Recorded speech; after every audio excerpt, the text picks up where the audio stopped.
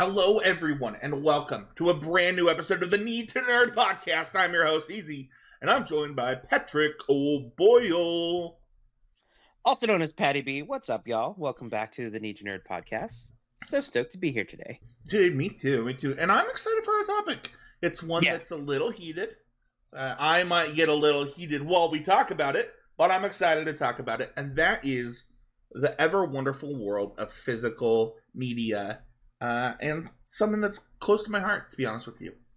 I'm not gonna lie to you, Patty B. I own a lot of DVDs and Blu-rays.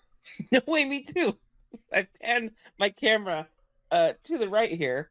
Other than this awesome bookshelf that's behind me, you'll see a different bookshelf that has there. I literally have 3 boxes of Blu-rays that I haven't gotten rid of that are just sitting over here. Yeah, we did like a culling of are we ever gonna watch this movie again when we moved last time, and we didn't throw away that much stuff. Yeah, right. So I I tried to sell like an extra. I had an extra copy of Lord of the Rings, and I was like, oh, I guess I don't need this now because I have the theatrical like the other one. But like I don't even own a copy of the extended editions, so like I need to get an extended edition set of Lord of the Rings and stuff. But anyway, besides our physical collections, if you want to talk about your love for physical media and the coolest things that you have in your library, head on over to the Heezy Game Media Discord, link in the show notes. And don't forget to share the show. Share it with your friends, share it with your enemy, hype it up on YouTube. You know, do everything you can to kind of be a part of the Heezy Game Media Network, whether it's listening to constructive criticism, leaving a YouTube comment, watching Constructive Clash for our Magic stuff, or participating in fantasy football when that comes around. There's lots of stuff to do, and sharing the show and stuff really helps out. So yeah, the hype feature on YouTube is real. Like, it really does help the show. So, like, you get 3 weeks. So, please. Well, let's dive into what we were talking about before the housekeeping. Talk to me about your relationship with physical media. Man, like, it's pretty deep. So, literally for my birthday, I was kind of upset that like once I got the new, Xbox and PlayStation, that like I didn't have a way to do physical games. And so my sister got me the disc expansion for the PS5. Like that was my birthday gift, so I could, start getting some physical games for my new console. Like I kind of mentioned, I kind of been hoarding these DVDs forever. And it's hard to let them go. Like there's something about holding something in your hand and like owning it that is really powerful. Yeah, I think just about kind of the power of owning something and the value of a physical thing. And you look at something like I lost my job last year, and there were times where I scrapped for cash, and I had 2 DSs. I had a DS, 3DS XL, and a 2DS XL, and a big library of DS games, and I sold that for a big chunk of change. And if I didn't have those physical cartridges, I mean, just Pokemon Soul Silver by itself sold for a really big chunk. Big chunk of change, and like I don't know, I think about that a lot when it comes to physical media and video games, and we're going to talk a lot about video games in this episode, so like that's a huge one for me. But I mean, I think, Patty, you've seen my Star Wars video game collection, and like I like being able to just pop this in. You never know when something isn't going to be on, whether it's Game Pass or isn't available. And for me, just being able to pop something in is really cool. And a lot of people think, it's streamed everywhere and stuff, but I just don't find that to be true. And we'll talk about some instances where maybe it's not as true, or maybe you're going to something like we had a timeshare up at East Canyon Reservoir here in Utah, and bringing DVDs so that we could watch media was important. Like you could rent DVDs Mm-hmm. from the boathouse, but like or from the clubhouse, but like I want to bring my DVDs and my Blu-rays to watch the stuff that we want to watch and play games that we want to play. I mean, board games is like a huge example, another huge example of just Mm-hmm. I'm not a board gamer, but like those just the pieces of some board games retain their value in a lot of Mm-hmm. ways. So Yeah, for sure. That's on the topic of like Blu-rays and like taking it with you on like trips. Like there are still cars that have like the DVD players like installed in them, right? Like that is I feel like it's kind of a huge part of society. Like I know that a lot of that changed kind of with like the tablet era, like once like phones and stuff kind of got better. But I don't know. There's something about the entire car enjoying a film together on the drive. yeah, I mean, back in my day, we had a Weird. converter to in the car that would let you plug in the TV on our long road trips so that we could play Nintendo 64 in the back and um, watch watch a movie in the front. And it's really funny to think about because like I have that Nintendo 64 downstairs with Mm-hmm. Mario, with Zelda, with all kinds of games. And not I mean just using the 64 as an example, like not every 64 game is on Nintendo Switch Online 64 emulator. Mm-hmm. Mm-hmm. And game preservation and being able to rip those ROMs and stuff is gonna be important one day. So um let's talk about some of these things to consider with physical media, Mm-hmm. because obviously we have Nintendo itself, um, with the Game Key carts for the Nintendo Switch 2. Patty, what's a Game Key cart? Man, that is the worst form of physical media you can have, where it's not actually physical media. You plug it into your game. You have to have it to play your game, and the game is all digital. The game is not on the physical piece of media. It's just a key to access the online content. Yeah, and to be clear, Nintendo's not the first to do this. I actually think PlayStation was the first to do this with very large games where they Mm-hmm. literally couldn't put it on discs and it was too expensive to like do multiple discs or whatever. I Sure. think Xbox has done it a couple of times also with third party developers. But Nintendo does it with all of their Switch 2 games on physical. Yeah, I'm not a huge fan. I don't own a Switch 2 yet, and as a person that I mean, I don't have like the largest Switch library, but I have a very large Nintendo Switch library, and almost all of it is physical games. And the ones that aren't, I kind of regret not being physical at this point. I bought Pokemon ZA digitally.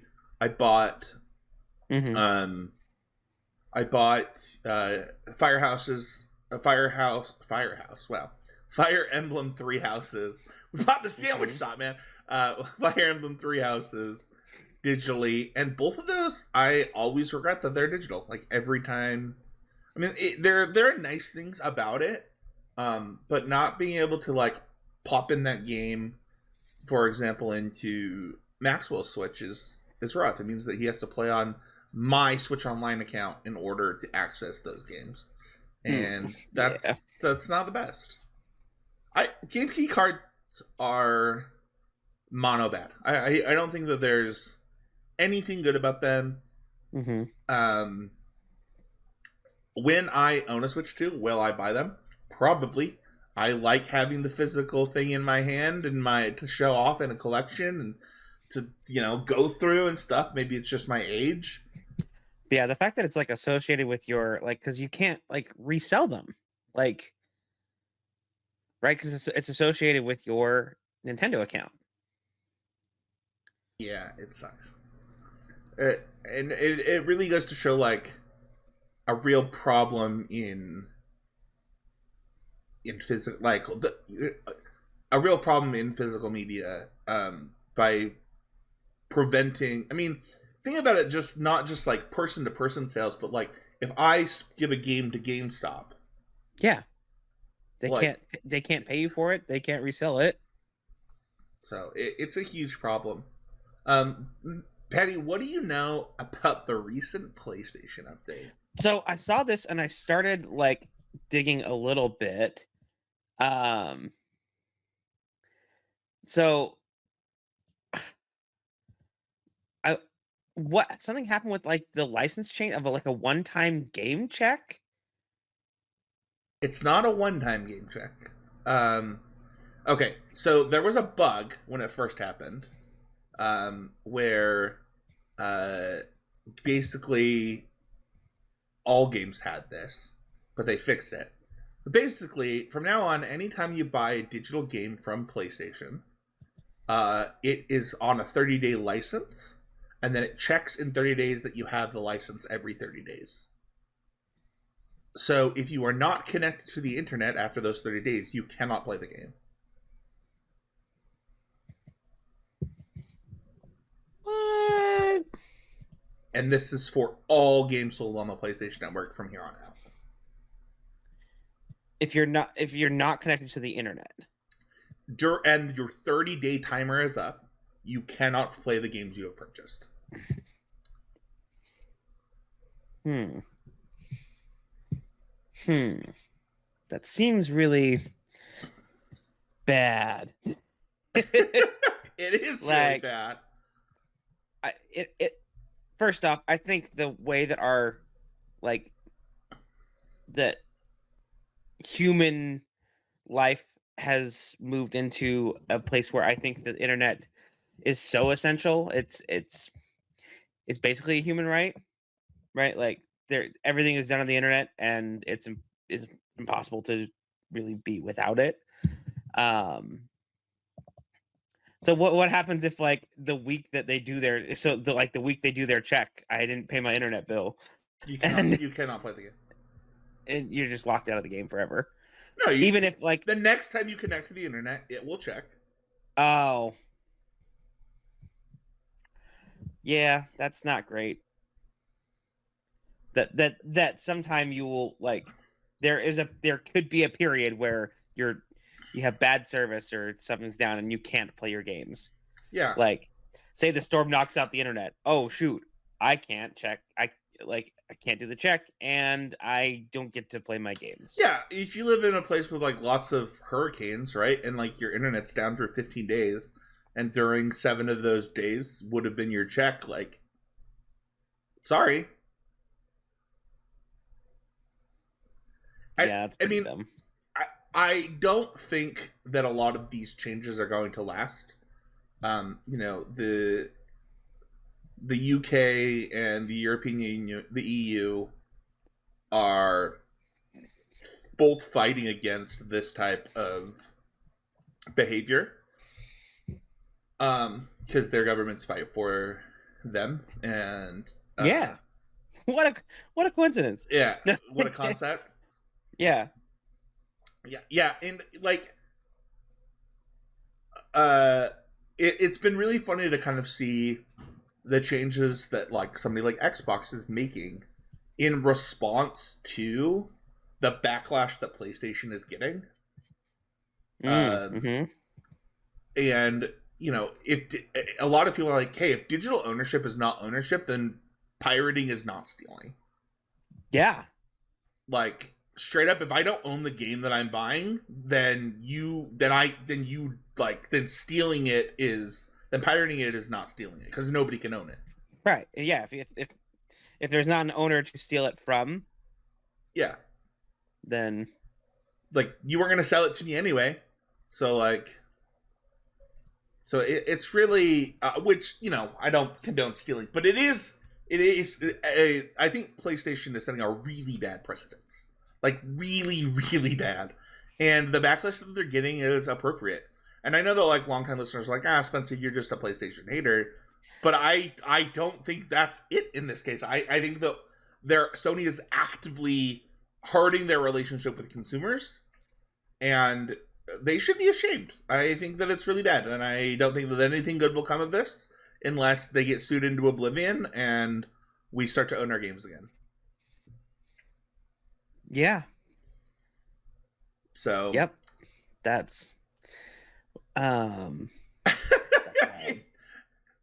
so your research did not come up with this, and you're still in shock. yeah. I'm glad that I got the Christmas present that I did, because I'm going to try and buy just physical games, because there's also like um that's where you get a lot of the deals, right? Like I I move through things so slowly that, like, because I try and like finish to completion all these things, right? Like, just did that for the Assassin's Creed game that I've been playing with Nick. Um and like I play one game for a really long time, and then games that I still want to play are still out there, and physical copies, go on sale. Right? Like, I can get a physical copy of like the Miles Morales game instead of like having it on, PlayStation, for instance, Games Pass, for like $20-$25. I think that's why the Nintendo thing is so crazy to me, because Nintendo games hold their value. They don't go down in price. So like a Yeah. lot of people were just buying new anyway because it's not a discount to buy used.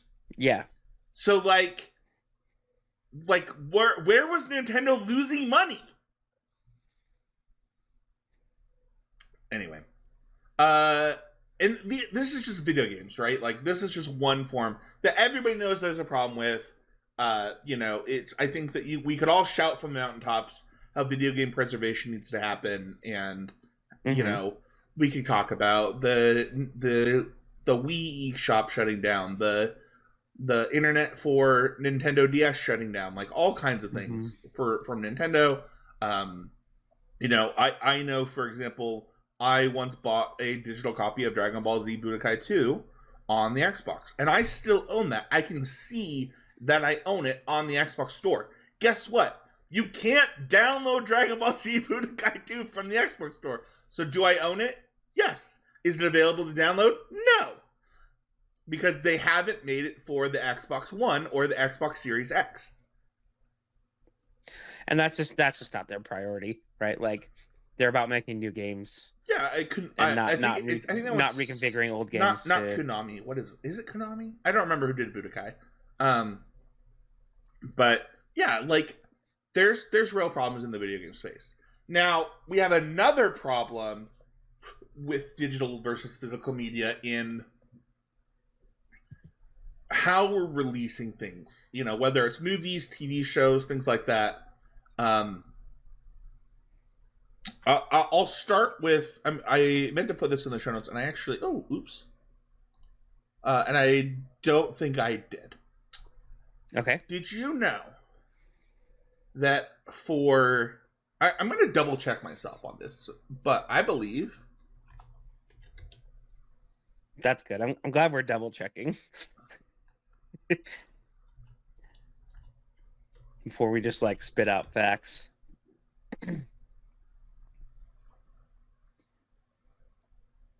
Oh, I'm wrong. Man, that was so easy. What did you think, and then what's the actual answer? Uh, I was under the impression that maybe it's this one that doesn't. There are some. I do know this. I'd have to look at. There are some Disney Plus movies and shows Hmm. that do not have physical releases. Yeah. So, were you thinking like Soul?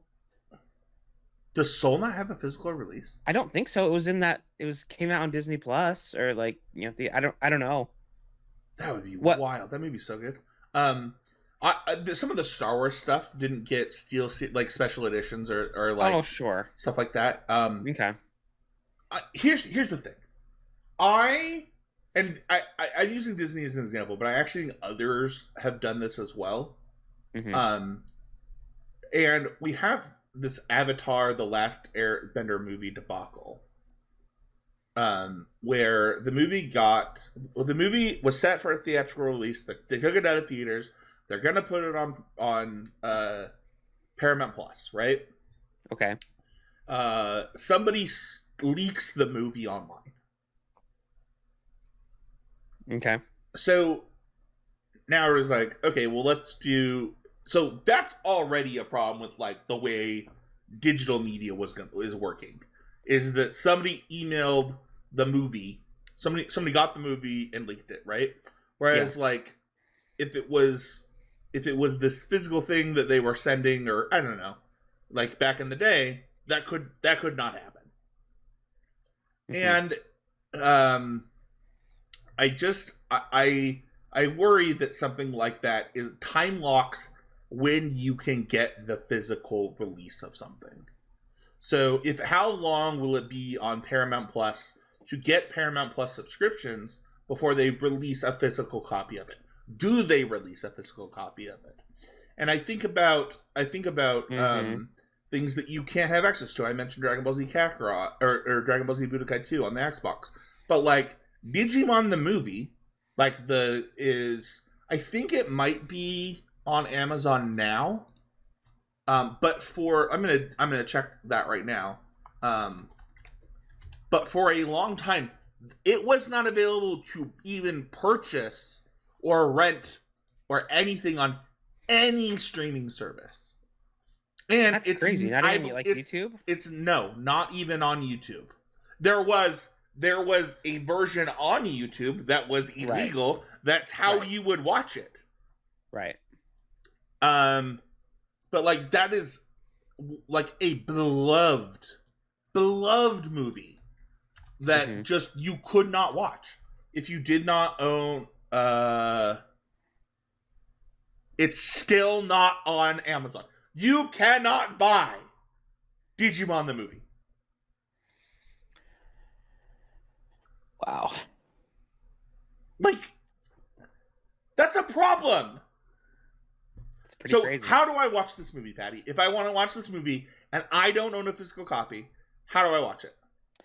I steal it. I would have to steal it. I'd have to watch it. So that is one thing. You can also check. I think this moves nicely into how do we move forward, right? Like how do you deal with some of these changes? And I say I have a couple ideas, right, as far as what we can do physically to move forward.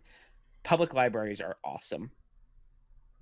All right, so they have their own like streaming services, but also they have a vast wealth of physical media. And I think it's important to support, our local libraries in their efforts to maintain and preserve and share physical. Yes. A lot of this stuff is now like kind of treated as like vintage. So I think that like record stores, this is also, I mean, not just like with movies, right, but a huge thing in the music space as well. I was doing a little bit of research on this topic, and for example, the Scrubs cast album is just not available on any of the streaming services for music because each of the songs was like stuff that Zach Braff like brought to set, and then they like kind of made an album out of it. So I think the rise of like mixtapes and like building those types of things and thrifting your like as vintage, right, as a way to yeah, but that's not moving forward, right? Like that's like getting stuff in the past. Like I feel like we need to stand up and not accept this change. Yeah. Yeah, like people are really worried about AI, and I totally get that. But in like, I'm gonna get hate in the comments for this. It's too late. Generative AI exists, and like we can fight for our rights as humans, but like you're not stopping AI from existing. It does. It already exists, right? Yeah. And now, today is the worst that it'll ever be. Probably. Period. Like every day it gets better, and so yeah, like and with physical media, it's getting worse. and it's slipping through our fingers, and we need to, just as angry as a lot of people got with AI, we need to get that angry about physical media, and we need to say like, hey, this is not okay. And there are some digital mediums that don't have this, like apps in the App Store, right? They don't need, they never had it, but like just like the PlayStation thing, there was a game that has a demo. I don't remember the name of the game. I'd have to look it up. That only a demo was released on PlayStation 3, right? Okay. There's no PS4, no PS5 versions of this demo. The demo is no longer on the eShop, on the PlayStation Network downloadable. And it was a game that's never released. So you can buy PlayStation 3s with that pre-downloaded to get that game. But now, because of the update to the PlayStation, the game won't work. Yeah, that's not cool. I don't know how, like, there are so many things that we can be upset about, and it's hard to not let this kind of slip through our fingers and be the thing that we stand and fight for. The way that you can attack some of these streaming services, right? And some of this is just cutting the cord, like, and not paying for them, like, for those services, and dictating, because that's how corporations listen and work, is through the pocketbook. And I think that will happen to PlayStation. I do think the PR has gotten bad enough that they're probably gonna roll this back. I don't think that they're gonna keep it like this. And I think about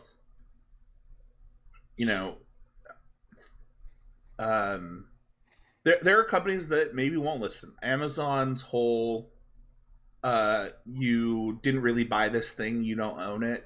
I don't think that's ever going away. I think once the movie leaves Amazon, they're not gonna refund you. Yeah, that's wild too. Like, there's been a lot of stories in the past. So one, speaking of Amazon, this last month they're starting to decommission support for some of the older models of Kindles, right? They're wanting to make you upgrade into a new device.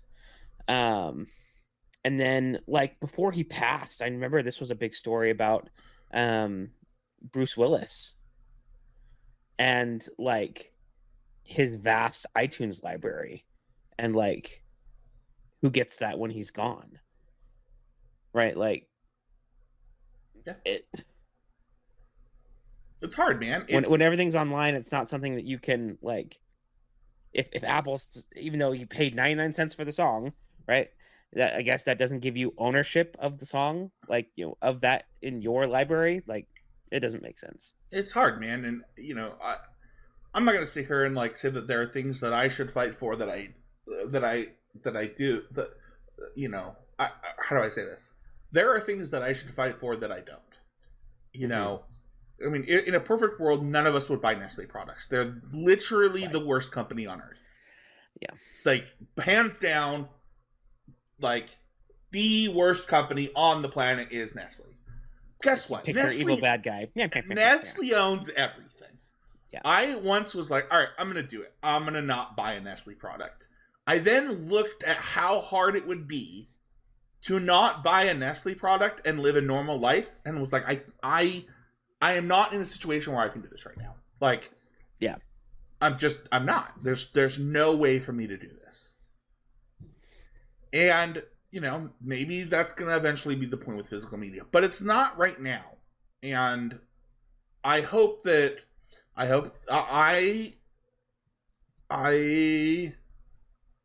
I did not have a child that needed Paramount Plus, and I would have already canceled it and waited for that movie to come out physically to get it. And I would encourage you, if you don't have kids, to do that.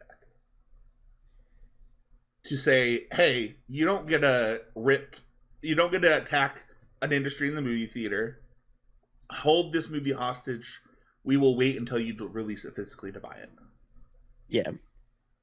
And if you have a PlayStation, do what Patty's doing. Just start buying physically. I mean, those are the types of things that I would say that we can do to move forward. Yeah, they still get you a little bit. I think it's like a little over $100, $120 for the disc expansion on the PlayStation 5 Pro. Which, like, I don't even know, like, if you have the Slim Edition, you're kind of SOL. Like the one that is just did like, I know there's like a couple versions of it, like Xbox did this time around, but you do what you can where you can. That is going to do it for this week's episode of the Need to Nerd Podcast. Leave a comment. Let us know what we missed. If we got something wrong, let us know.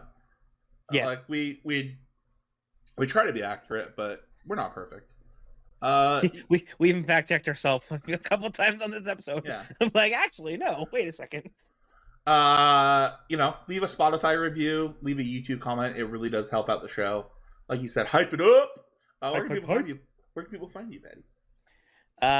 Back on Blue Sky at Paddy B MTG, as well as X formerly known as Twitter. You can find me on Threads at Spencer13H. It's probably where I'm the most active. It's definitely my favorite social media platform right now. As well as Twitter at Heezy Game. And every week on Constructed Criticism. We'll see you all next week, where we will be doing our very late review of Mario Galaxy the movie. Ooh. Ooh. All right. Bye. Talk to you later.